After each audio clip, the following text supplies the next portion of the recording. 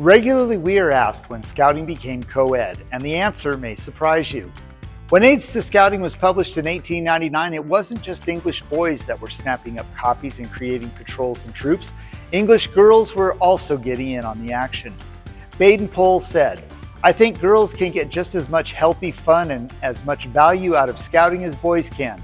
Some who have taken it up have proved themselves good souls in very short time.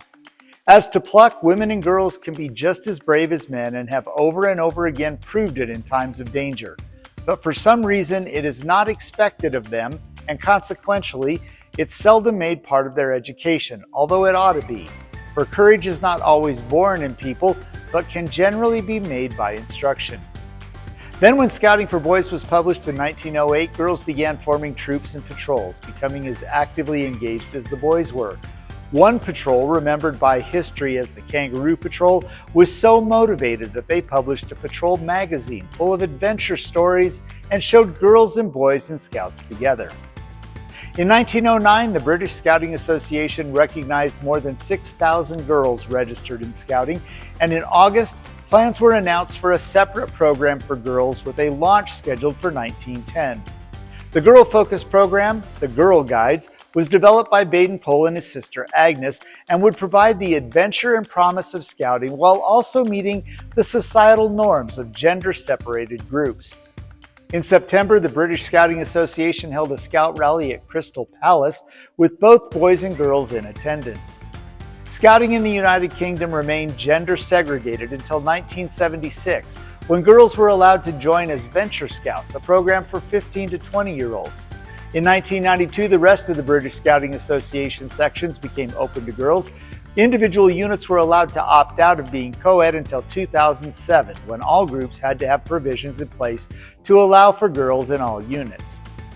Now that we know a little history about the girls in the British Scouting Association, we'll learn more about the history of girls in the programs of Scouting America in this edition of Artifact of the Week.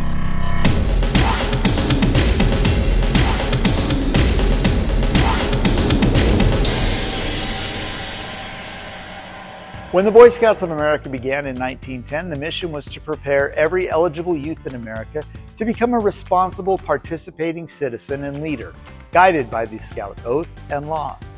Of course, for many decades, eligible youth were boys, and they were led by adults who were also once boys. But if Baden-Powell and his sister Agnes started the Girl Guides in 1910, why did their girl program not come to America with the boys program simultaneously? Well, just like it took William Boyce to bring Boy Scouts to the United States, it took the right person to lead that charge for girls as well. In 1911, the right person, Juliet Gordon Low, met Baden-Powell and led that charge. Their meeting inspired Low to form the first Girl Guide troop in her hometown of Savannah, Georgia, on March 12, 1912. In 1913, the organization Low created was renamed Girl Scouts of the United States. GSUS was incorporated in 1915, and by 1920, membership reached nearly 70,000, and by the 1930s, over 200,000 members were registered. In 1947, the organization was again renamed to become the Girl Scouts of the United States of America. And on March 16, 1950, the GSUSA received a federal charter. So now you have separate boys and girls scouting programs here in the United States. Problem solved. Well, maybe by the standards of the early 20th century, but much like the British Scouting Association eventually changed, change would come to the BSA as well. For girls, membership eligibility in the BSA began in 1969 when the first young women were allowed to become non-registered associate members of Explorer Posts. 2 years later, in 1971, Explorer Posts became fully co-ed, the organization's first program open to female youth. Sea Scouts followed a similar trajectory. Founded in 1912, Sea Scouting, as it was known, was just for young men. Over the next 60 years, the program changed names, was under different divisions of the BSA, and remained all male. Then in 1972, along with the changes to Explorers, Sea Exploring became fully co-ed. In 1998, Venturing was born out of the Explorer program, with the focus of Explorers being more career-based and Venturing being more outdoor and adventure-based. From day one, Venturing was fully co-ed. At the same time, Sea Exploring moved from Explorers to Venturing and was renamed Sea Scouts. The program remained fully co-ed after that. The next program to open up to girls was Cub Scouts, which allowed girls to join in 2018. Packs could choose to be all male or all female, or they could choose to be co-ed with gender-separated dens. 2018 is also when it was announced that in 2019, the program known as Boy Scouts would begin to accept female members. Anticipation of this action was very high, with girls around the country counting down the days until they could officially join. On February 1, 2019, the first female members were allowed to join the Boy Scouts.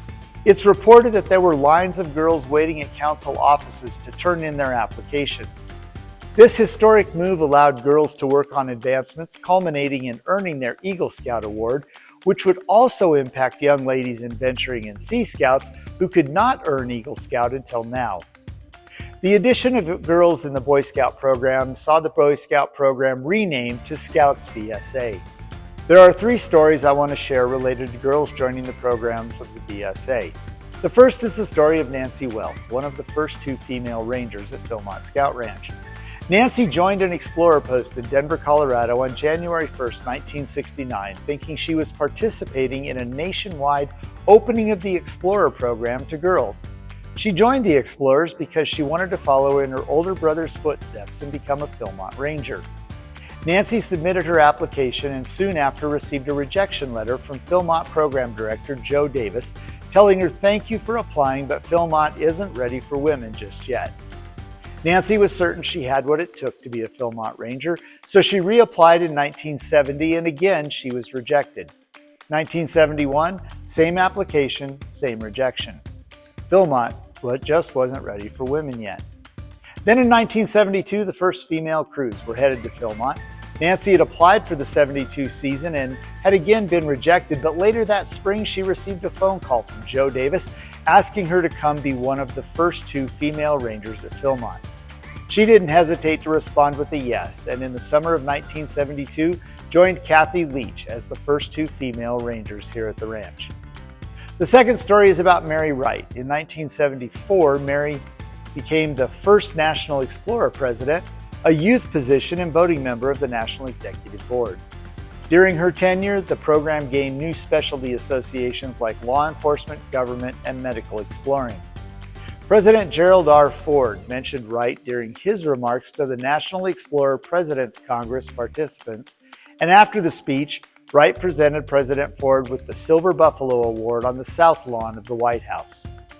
The next is not the story of one, but of nearly 1,000, the inaugural class of female Eagle Scouts.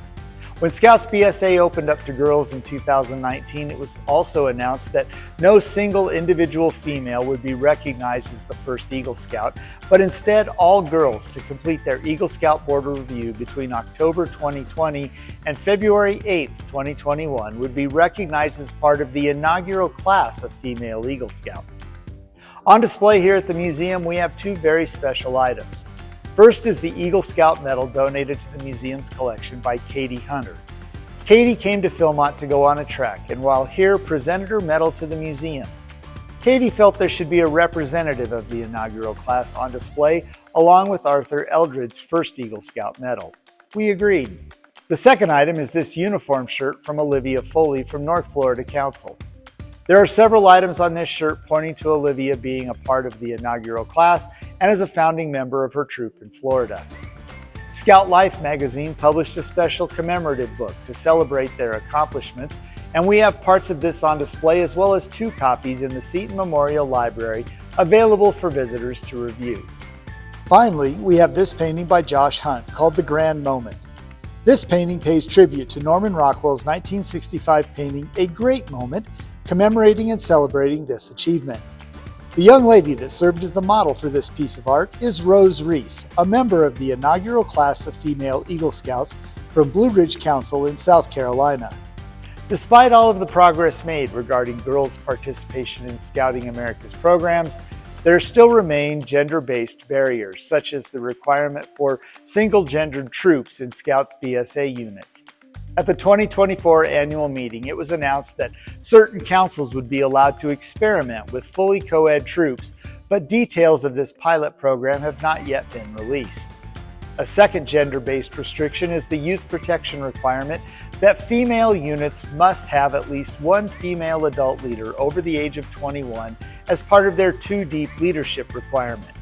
However, male units do not have to have a male adult leader over the age of 21 to meet their same 2 Deep leadership requirements. Only time will tell how these 2 issues will be resolved. Well, that's all the time we have for this week. Join us next time as we learn about female adult leadership in the programs of Scouting America through the collection of the National Scouting Museum and Artifact of the Week.